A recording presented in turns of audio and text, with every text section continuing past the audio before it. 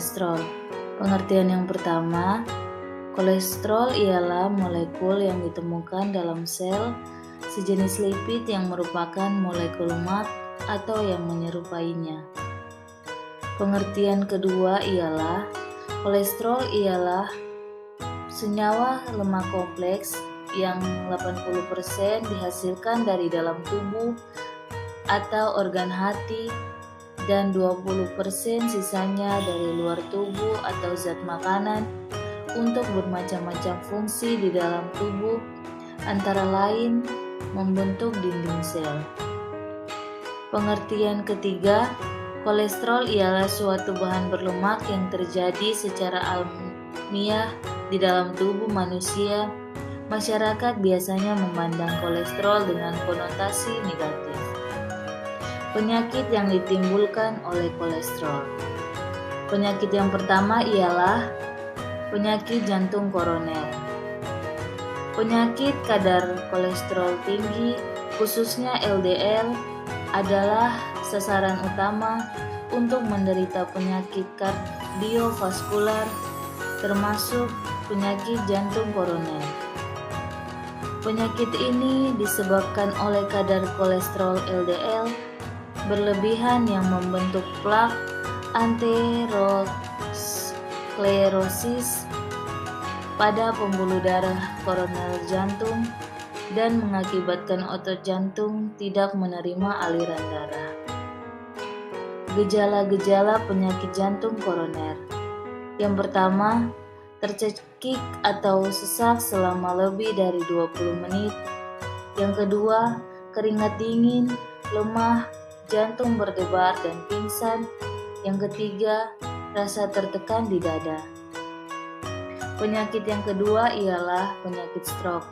Selain dapat menyumbat darah ke jantung, plak aterosklerosis juga dapat menyumbat pembuluh darah oleh otak sehingga otak tidak menerima aliran darah atau yang sering disebut dengan stroke.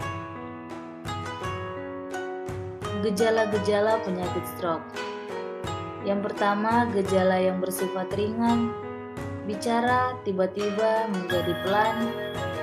Yang kedua, gejala yang bersifat berat, kelumpuhan anggota gerak tubuh, wajah menjadi tidak simetris, atau bahkan jika terjadi pendarahan otak dapat menyebabkan kematian. Penyakit yang ketiga ialah diabetes mellitus atau kencing manis. Diabetes mellitus atau kencing manis adalah keadaan di mana kadar gula darah melebihi batas normal. Kolesterol LDL pada penderita diabetes lebih ganas karena bentuknya lebih padat dan ukuran lebih kecil, sehingga sangat mudah masuk dan menempel pada lapisan pembuluh darah yang lebih dalam atau aterogenik. Penyakit yang keempat ialah disfungsi ereksi atau gangguan ereksi. Gangguan ereksi merupakan kondisi ketika terjadinya ketidakmampuan untuk mendapatkan atau mempertahankan ereksi dengan tujuan kepuasan seksual.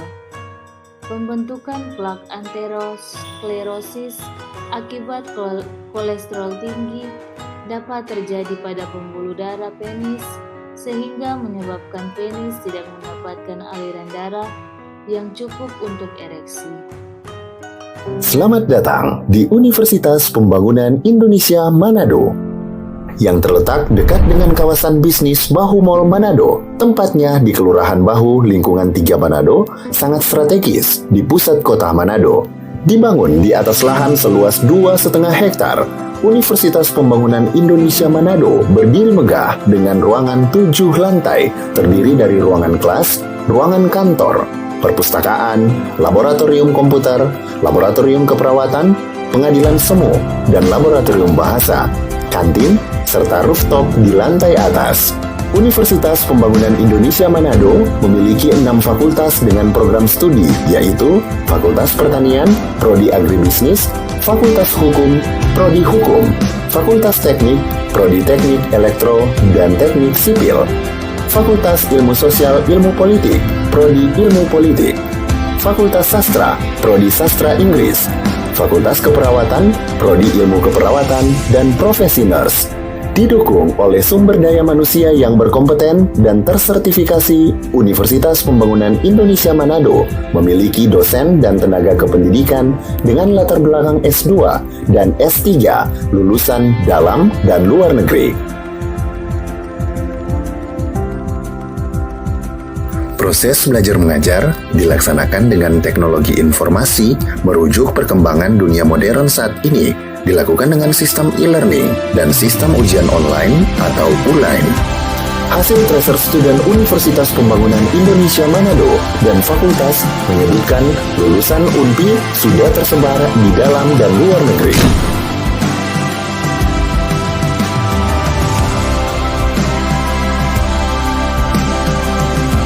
Selamat bergabung putra-putri terbaik bangsa.